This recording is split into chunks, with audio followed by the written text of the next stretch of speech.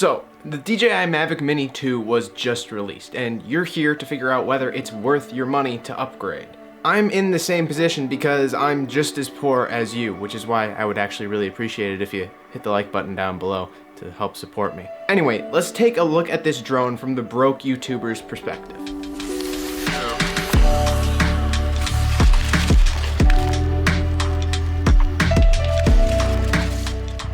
Right off the bat, I'm going to tell you, if you have the Mavic Mini 1, do not upgrade. It's not worth it. Resist the urge to buy the new fancy thing and save that 500 or so bucks to upgrade to a Mavic Pro or a Mavic Air sometime down the line. Now, if this is going to be your first drone, I have two favorite options for you. The first being Mavic Mini 2 and the second being the DJI Spark. I'm currently flying the DJI Spark as my own drone. I've made a couple of videos about it specifically, but because this is the drone that I have experience with and it's a great beginner drone, it's going to be the lens that I view the DJI Mavic Mini 2 through.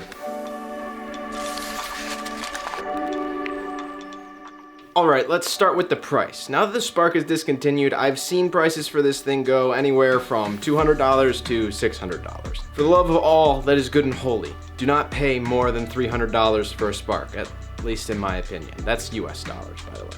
The Mavic Mini 2 is currently being sold for $450, roughly. So let's just say there's a $200 difference between the drones. This is what you'll be getting for that $200. 1. You don't have to register the Mavic Mini 2 because it is under 250 grams.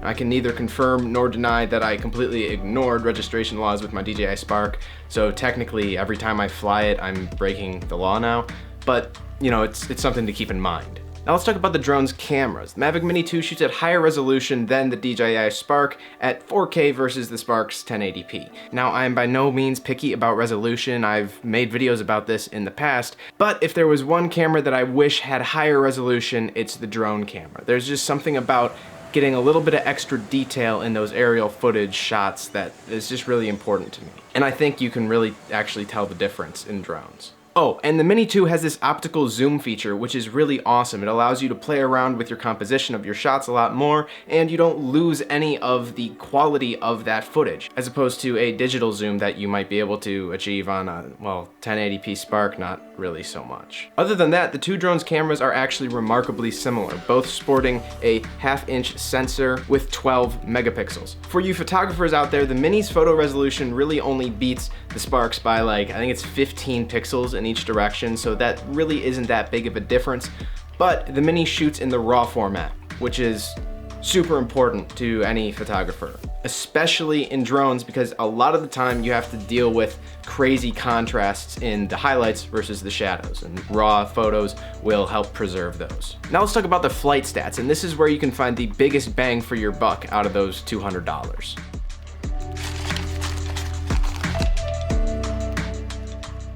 First, some differences in flight modes. Despite having a couple more smart flight modes than the Spark, the Mavic Mini 2 still does not have that active track mode that a lot of people like to use. Now, personally, I've never used active track on my Spark at all, so it's not a big deal to me. The Spark also has those gesture flight modes, and I'm just gonna come right out and say it.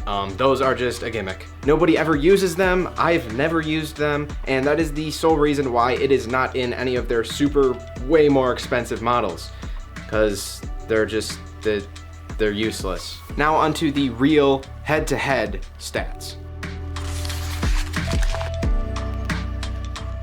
Range is a big one. The Spark still runs on that crappy Wi-Fi signal, which even when boosted by the controller will only get you about 2 kilometers if you're lucky. The Wi-Fi signal can also be a problem if you're flying around a couple of obstructions, like even trees or trying to fly over your house. I've lost signal with this thing way too many times. The DJI Mavic Mini 2 has DJI's new signal called OcuSync, and while I've never flown a drone with OcuSync before, I hear good things, especially when you see that the Mavic Mini 2 gets 5 times the range of the Spark at 10 kilometers. Now, to reach that 10 kilometers, you're obviously gonna need more battery life in the drone, which makes it a good thing that the Mavic Mini 2 has 31 minutes of flight time as opposed to the Spark's 16. And you know, both of those measurements are a little bit liberal. I get about 13 minutes with the Spark if I'm filming the whole time, so I'm assuming you get about 25 with the Mavic Mini, but that is still just a massive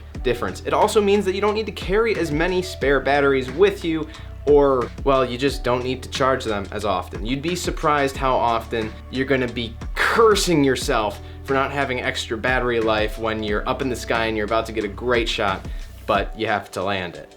You also get to avoid the incident of pushing it too hard like I have done a couple of times and, well, crashing your drone into a river, which I've also done. But that brings me to one of the strong suits of the Spark, which is this thing is an absolute tank. I have crashed it an unfortunately large quantity of ways and it's still kicking.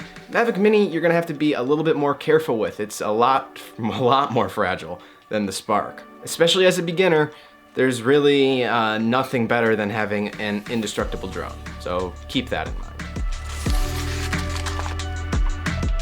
And I guess that's gonna do it for the breakdown of these two drones. As always, I'm not going to suggest one way or another whether you invest your hard-earned money into upgrading to a different piece of tech. That decision is yours and yours alone and is completely dependent on your own individual financial situation. But if you are really tempted to get this drone, one, I have a link below. I'd appreciate it if you went through it. But also, wait a week before you invest in this piece of technology, or any piece of technology, really. That's the amount of time that I've found it takes, that initial hype to kind of die down, and for you to realize, I don't really need this $500 piece of tech, right? You don't want it to be sitting on your shelf. Resist the urge, stay strong, it's only a week. Plus, Black Friday's coming up, so maybe it'll go on sale then. For more broke guy analyses of filmmaking stuff, feel free to subscribe. And if you've made it this far in the video, I seriously doubt that you forgot to hit the like button, right? I didn't think so. Anyway, thanks, and take care, guys. See ya.